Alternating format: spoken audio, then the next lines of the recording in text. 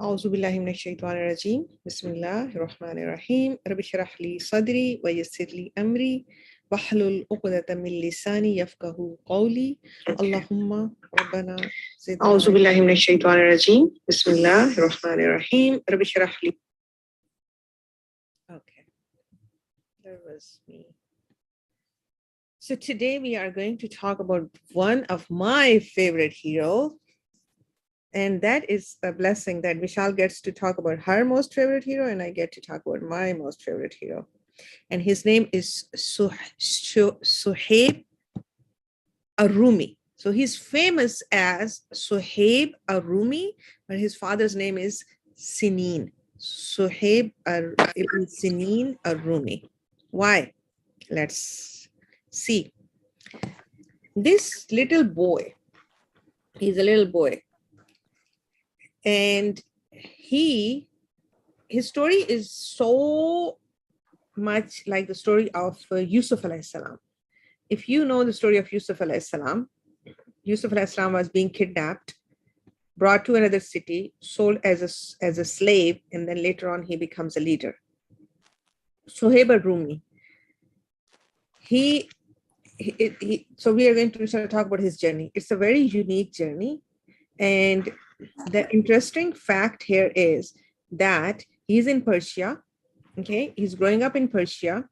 He's born in Persia. His father is not Persian. His father is Arab. His father is from closer places to Makkah, somewhere from there, and his mother too. His father is a very intelligent man. They move to Persia. The king of Persia makes him the governor of one of his cities. And why is that important? Because back then, in some cases, even still now, you cannot be in the government if you're not a citizen of that country. So back then, you were the citizen if you were born there. They were Arabs, but they come to Persia, both mom and dad, and the father becomes the governor of one of the cities. So he is what? Originally he is an Arab, and he's growing up where? In Persia. In Persia, do people speak Arabic? No. What do they speak in Persia? Does anyone know? Persian? Yes, Persian. Good. So he is learning and speaking Persian, because everyone he's playing with, or his servants, or every single person around him is speaking Persian. So he kind of doesn't know Arabic. Maybe a little bit Arabic his parents are teaching him, but not a lot. It's just sound like you guys, right? You know Urdu if you're from Pakistan. You know your mother tongue if you're Arab from any other Arab country, but English is the language that you know the most, right? Now, so he is an Arab growing up with Persians. That's the fact that you need to remember. He has a white skin, blonde hair. So he looks like Romans. Now, when I say he looks like Romans, think about a white kid in your class who has blonde hair. You know, European kids? American. Yeah, white, right? Because you're American too. It's more like European, because most of the European people they have blonde hair and white skin. So he looks, and that time, that the entire empire, it was the Roman Empire. It was one of the big empires. So Persia is one of the biggest empire, and then the Romans are one other superpower of the time. He is 5 years old. 5 years. In some books, it says maybe 7, but he's younger than you guys. His mom takes him for vacation to a resort on a beach, the city called Nineveh. And this is the city. How many of you know the story of Yunus alayhi salam and the whale? I do. Mm-hmm. So this is the city where long time before this is happening, Yunus alayhi salam, this is his city.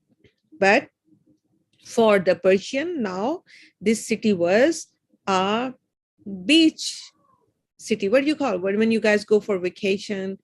and there is a beach and there is resort and you go and play and stay and so on. So anyways, because he is son of an important person, she's a wife of an important person from the government. So lots of servants go with and the soldiers to protect them, the guards. So the mom is playing with her kids on the beach. Okay, imagine, perfect scene, right? All of a sudden, the Roman army reaches the city and starts killing everyone. Now, they have kidnapped, it was their custom, they would kidnap the kids and the women, and they would bring them back to their country and they would sell them in different cities, in the markets. Remember, I said his story is so much like the story of Yusuf alayhi salam. What? I am. Keep muted, please. How? This is Allah subhanahu wa ta'ala's plan. Yusuf alayhi salam was being kidnapped, brought to Egypt. This little boy is being kidnapped and he is brought to the Rome. Byzantine is the area where he is being brought to. Now, you know, in life, things will happen. Kidnapping is something, a worse thing can happen to a child. But things minor or maybe some major things will happen in life, which we usually think this is the end of my story. But there are the twists and turns in all of our stories. You guys are young. I have already faced many. You will be facing. The only thing that you need to have is during those twists, during those tests, is trust on Allah subhanahu wa ta'ala. Allah subhanahu wa ta'ala knows the best. Allah subhanahu wa ta'ala is the best planner. Sometimes in life, things will happen that you will think that this is the end. But actually, that's not the end. That's starting of something beautiful. He is being caught, being sold. Someone who is, he was his father's favorite child, but he lost his mother, he lost his father, he lost his siblings. His siblings were caught and sold. His mother was caught and sold as a slave, but in different markets, in different cities. So they are separated forever. There is no way that they are going to get back. There's no Facebook. There's no social media that when he grows up and he can make a post and then their family can get together. He lost everyone.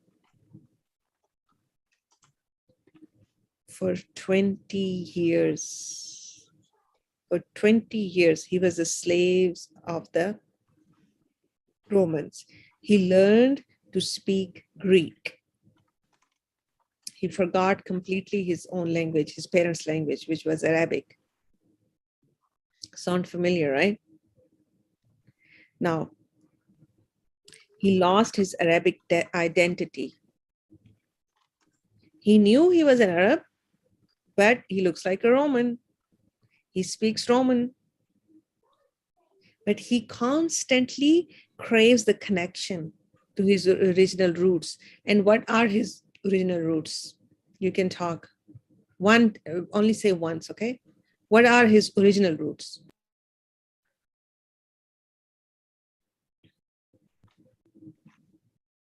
Go ahead.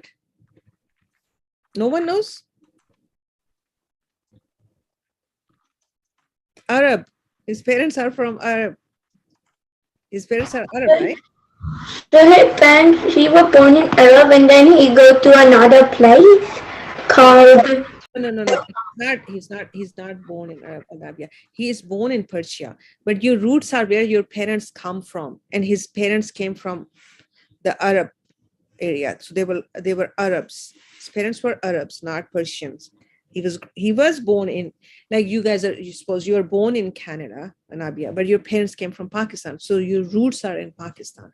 So your roots are where your parents or grandparents come from, not where you're born. That's your citizenship. That's not your roots. Anyone has any question about this?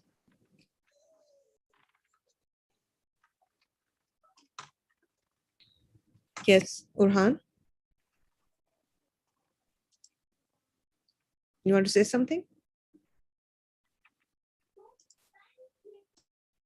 Okay. No, he was captured. He was chained, but he didn't give up. How? I'm going to tell you this soon, inshallah. He says that the corruption in the Roman Empire was on peak. They used to chain their slaves, and then they would send them to the markets to make money for them. The rich were getting richer, and they were very spoiled. And the poor, they were deprived. They might not even have food to eat at night. The rich were getting richer and the poor were getting poorer. He says, I used to think that only a natural disaster will come, wipe everyone off in Byzantine, in the Roman Empire, and then the world will become a better place. Now, I want you to imagine, okay? You need to use your imagination. Maybe now he is 10, maybe now he's 11, maybe now he is a teen. He knows that these Byzantine, these Romans, what pain they created for him and for his family. And then he says around him that what's happening. So obviously he wished the death to them, but this is the only solution he sees to the problem that the world has. Because again, Roman Empire was a strong empire. They were the superpower of the time. They would go and invade any area they would want to, kill all the men, bring the slaves home. This was their custom. This was their hobby. This was their living. On the other hand, every night his master would chain him up so that he doesn't run away. Now, he has a special skill. And that skill is that does not matter what condition he is, he doesn't lose his cool. What does it mean? That if he's getting beaten up, if he's being chained, if he is being deprived from food, if he is being overworked, he would still know what's going around him. Means he would still be paying attention to the little details around him. That is his skill. So he's in the market and he hears a priest talking. The priest is saying, according to our book, it is time that the last prophet would be here. And the signs that we see in the book, he is going to be coming in the area of Makkah, in that area, on that side. Sohaib ibn I think this is the story. I think this is the story of Prophet Muhammad. Yes, you guessed it right. So he is. Anabia at the end, honey. At the end, okay? Let me finish a long lesson. So he hears the word Makkah. He hears the word last prophet. Remember that. And because he is very sharp, he understands that what is happening here. Now, one night he escapes and he runs towards Makkah. There are two reasons that he runs towards Makkah. One is he has hope that according to the priest, if the last prophet comes, he will bring peace on earth.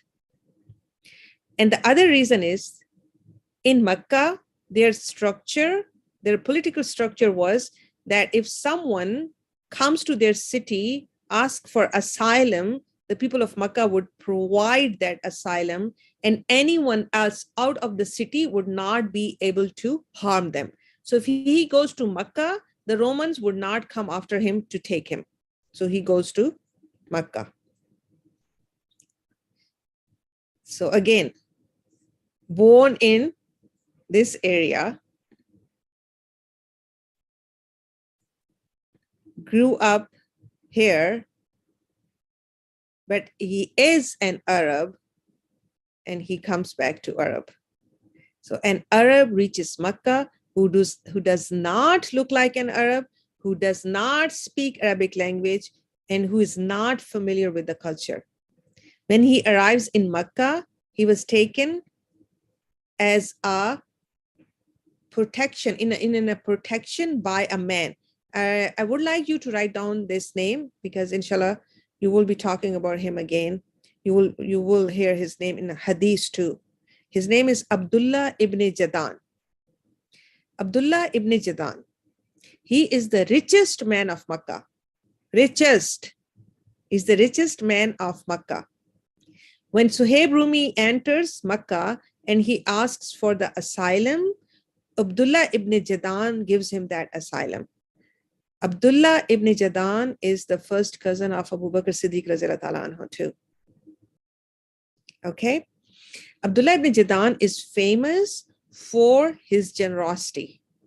He's very good to poor people. He's the richest, but he's very good to poor people, and he's good to the one who come for the pilgrimage, for the Hajj. So he's a good man, and he's an old man. And he gives the protection to Sohaib Rumi in Makkah. Now, once again, he's learning a new language, and he's learning it fast. He's learning with an accent. You know how when you guys speak Urdu or whatever language your parents speak, it's a little different than the way they speak. Like suppose when I speak English, my accent is different. My accent is not as good as yours because this is not my language. I learned it, right? So that's how he is speaking Arabic, but not in perfect accent. Again, remember I told you that he had long curly hair, golden hair. He was native. He claims to be native. He says, I remember my parents were from Arab. He even knows the tribes that they were from, but he's not native at the same time. Abdullah ibn Jadan takes him to the market with him and taught him economics, how to buy and sell, how to do business, marketing, dealing with people, right? All those things. Sohaib Rumi, who now is almost maybe 25 years old, 26 years old, is very sharp. He learns things very fast. So he learned the business faster than anyone else, even faster than Abdullah bin Jadan would have expected. So he is working for Abdullah bin Jadan. He is closing major deals. And in this process, he is becoming wealthy. He becomes so good that the richest man of Makkah offers him partnership in business. So now he's the partner of Abdullah bin Jadan. So you can say he's another richest man. Maybe he's not as rich as Abdullah bin Jadan, but he's very rich.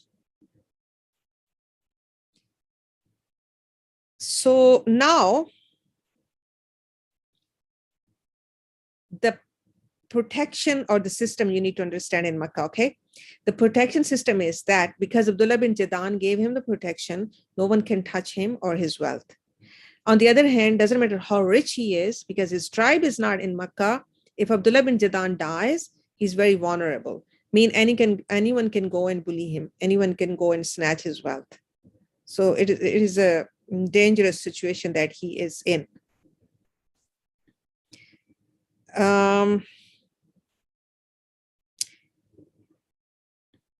Now, was he in Makkah? Yes. Who else was in Makkah? Prophet Muhammad sallallahu alaihi wasallam. And does he know Prophet Muhammad sallallahu alaihi wasallam? Yes. How much? Not much. Does he know he's going to be a prophet? No, he doesn't. But how does he know Prophet Muhammad sallallahu alaihi wasallam? There are two reasons. I'll just tell you one reason here, which is easier. And that is that, let me stop you guys from doing what you're doing. Here we go. Okay. So, you know how Prophet Muhammad sallallahu alaihi wasallam is doing the business transactions for Khadija radhiyallahu ta'ala anha, right?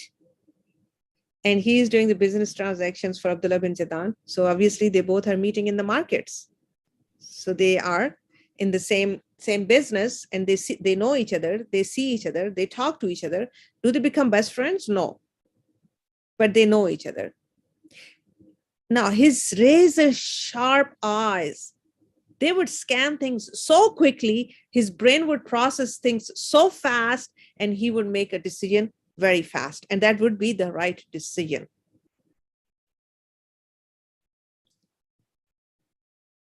He hears the murmurs, he hears the sounds in the market. People are talking about Muhammad Sallallahu Alaihi Wasallam, that Muhammad Sallallahu Alaihi Wasallam is claiming that he's a prophet. It's a very beginning. Maybe he heard Abu Bakr Siddiq Radhiyallahu anhu talking to Abu Talha. Whoever he heard someone talking about it. He scans the streets of Makkah, and he figures out that Muhammad Sallallahu Alaihi Wasallam is meeting with his newly converted Muslim students in Darul Arqam. Now you remember Darul Arqam. Brother Rizwan taught you about that. This was the house. It was the first school. This was the house where all the Muslims were getting together, and Prophet Muhammad Sallallahu Alaihi Wasallam was teaching them. So on his own, very quickly, he finds out what's happening. So imagine, right? He is going to decide to go, right? He decided to go, but I really, really, really want you to imagine this scene. The house is on the mountain. We know it is close to the Safa and Marwa, right? And it's a very narrow street. The reason that Muslims chose that house was so that nobody would find out that they are there, because it's not obvious. I mean, it's behind the mountains, in the mountains, a narrow street. Nobody really goes there. It's a dead end in the street.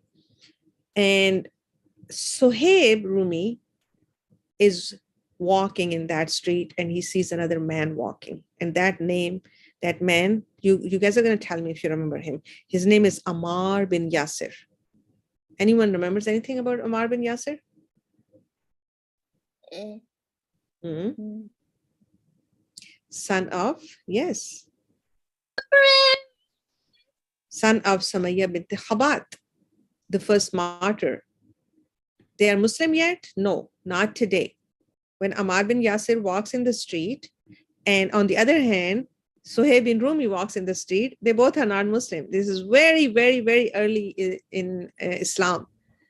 So Sohaib Rumi, he looks at Ammar. They both are, this is a street not very much traveled, because there's dead end at the end, and it's only few houses. So you have to be going to someone's house to go there.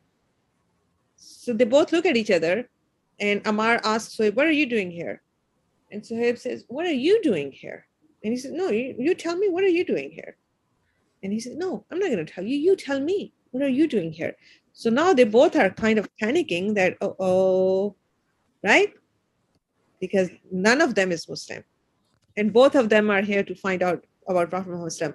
If you remember the story, Ammar bin Yasir was sent by the family that go find out that what Muhammad Sallallahu Alaihi Wasallam is teaching and come back and teach us. So Ammar, he tells him, he says, "I am here because I know that Muhammad Sallallahu Alaihi Wasallam is in this house."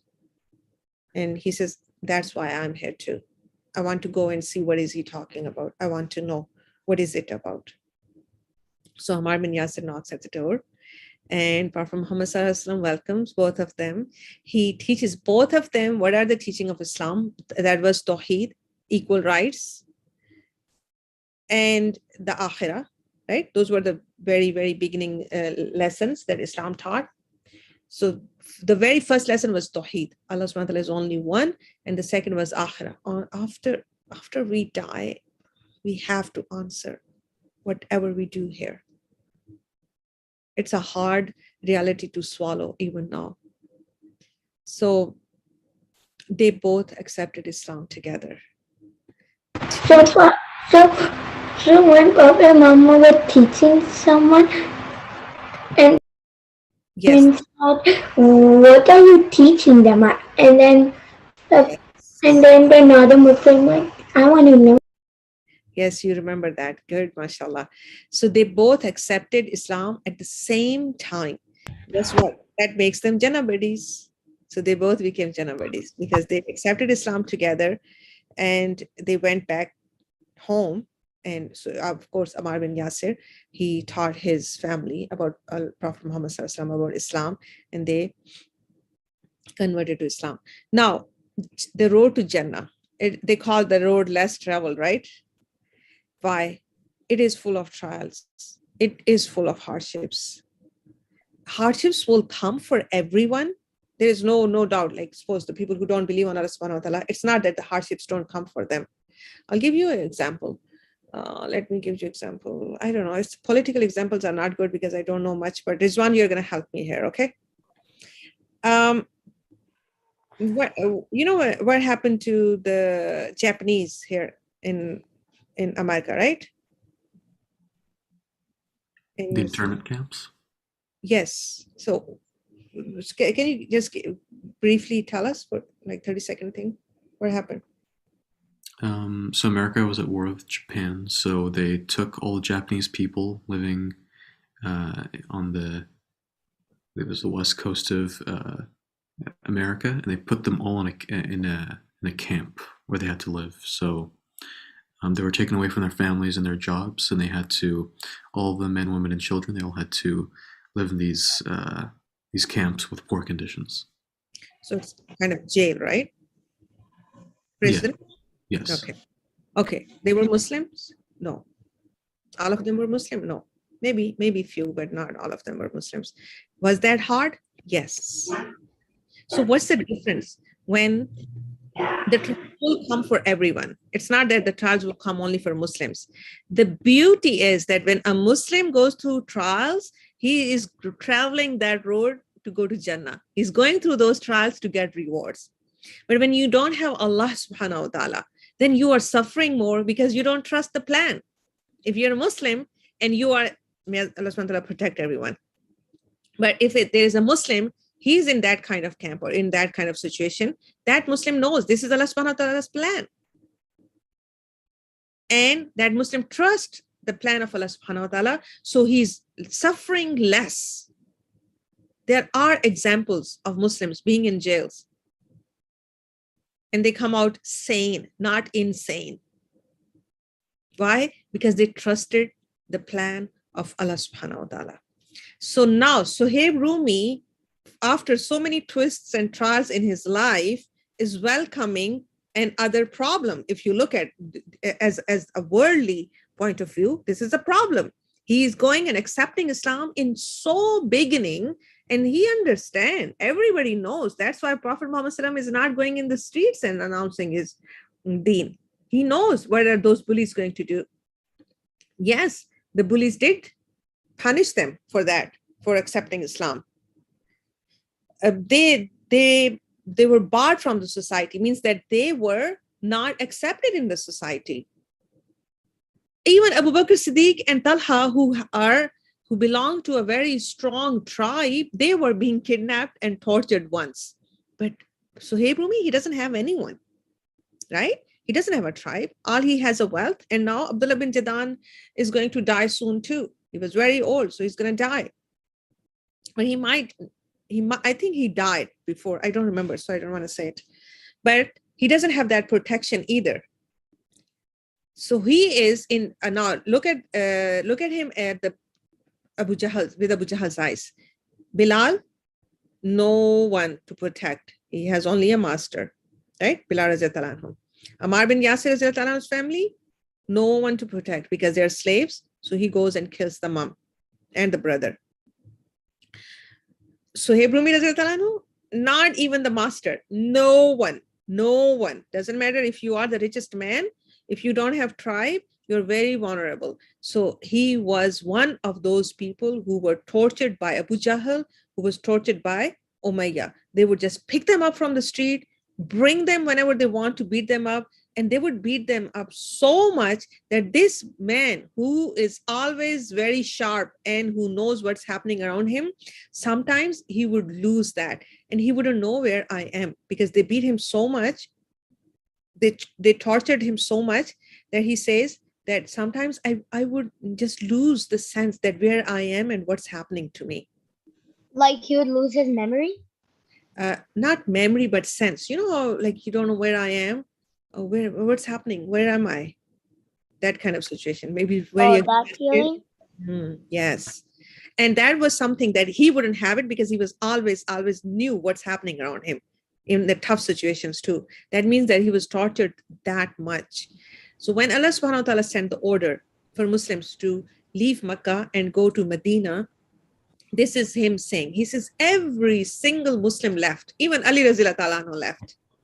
Everyone left. It was only me who could not leave. Why? Because the Quraysh, they put guards on my door. They locked me in the house so that I cannot leave because he doesn't have protection. So they can do whatever they want to do with him. And he says that I was stuck. I wanted to go. I thought I would be the first 3 people who left Makkah. I thought I would go with them. That was my plan, to go with them. And now I'm still sitting here in my house, can't leave because they wouldn't let me go. And remember, he is an intelligent man. So look what he does. He says, one night, I pretended that I have diarrhea. So he puts his hands on his stomach and he says, it hurts, so that they can let him go outside. You know, there were no washrooms in the houses back then, right? They would have to go in the mountains. So he comes back and then he says the same thing again. He's, oh, my stomach hurts. So they let him go out again. So it happens quite a few times that the guards got tired of him. Plus, when, you know, if somebody's sick, then you don't expect them to run away. It shows that he's a good actor too, because they believed him, right? So he says that when I went, I kept going again and again. And finally they got tired of watching me. I was out, they forgot about me, and I slipped away. And I started my way to Medina. Now, he was in his own house, remember. So he managed to hide his bow and arrow. He brought that with. So he's walking towards Medina, and he says that I was I was almost out of Makkah, at the outskirts of Makkah, when the guards realized that I'm gone. So they chased me and caught up on me because obviously they were on the horses and he's walking. He says, I was on top of the hill and I saw them coming on me. And I said, oh, Quraysh, you know, I am the one skilled archer among you. I can kill all of you if you try coming up towards me. So he's threatening them. He's in no position. Kind of right now, he has upper hand because he's standing on top of the hill. But if they come from different sides, how he's going to be able to fight with all of them? But look at his confidence. All those things are slavery. He did not snatch his confidence.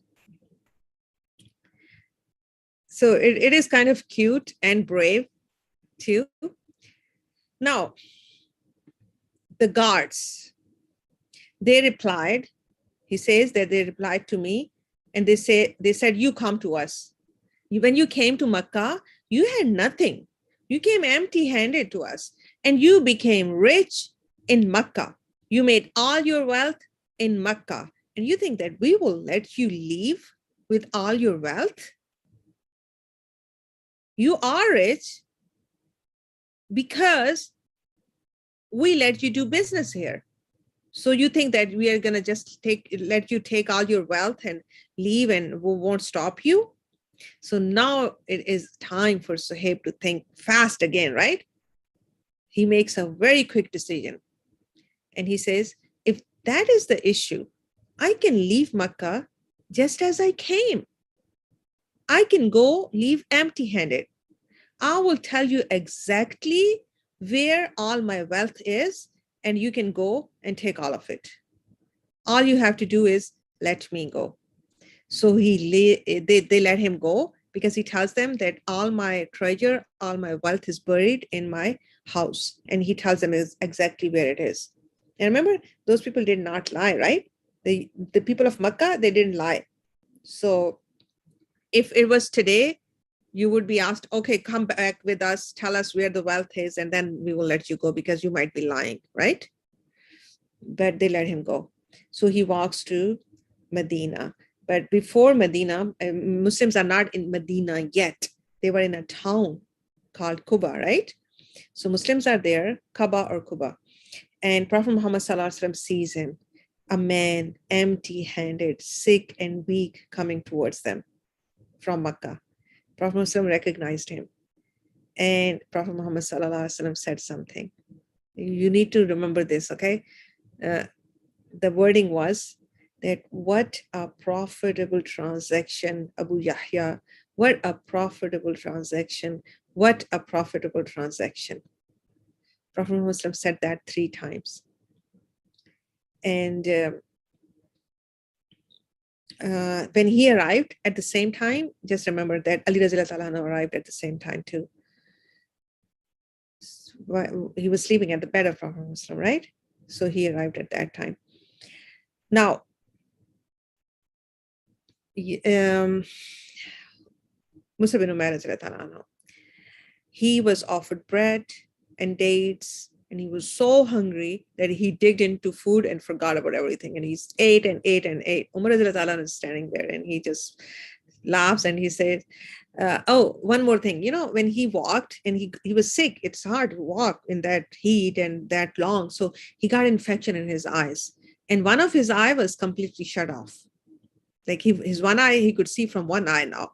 One eye he couldn't use. So he's eating, and Umar is looking at him, and Umar laughs and he says, look at him. His one eye is closed and he's still eating. So Prophet Muhammad smiles. And you know, Prophet Muhammad never laughed out loud, right? So his laugh was a big smile.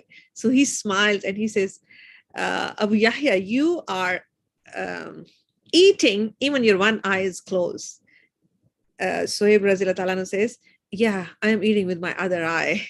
So this was kind of, it is a joke. I don't know if you guys understand or not. You don't understand? You don't eat with your eye, right?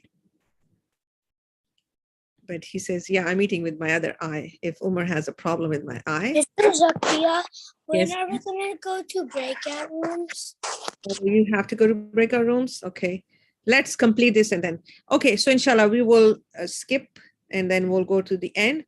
And the end is, this is important. That's why you need to know that when Umar was the caliph and he was stabbed, he was injured, he realized he's going to die. He made Sohaib Rumi the Khalifa for Muslims. And he said that when Muslims, after I die, and then there is a council and there is a meeting of the Muslim leaders and they choose someone, till then you will be the leader. So not very many of us know. We know the 4 Khalifas, right? Ibrahim knows about this a lot, right, Ibrahim? Yeah. So you know the 4 Khalifas, right?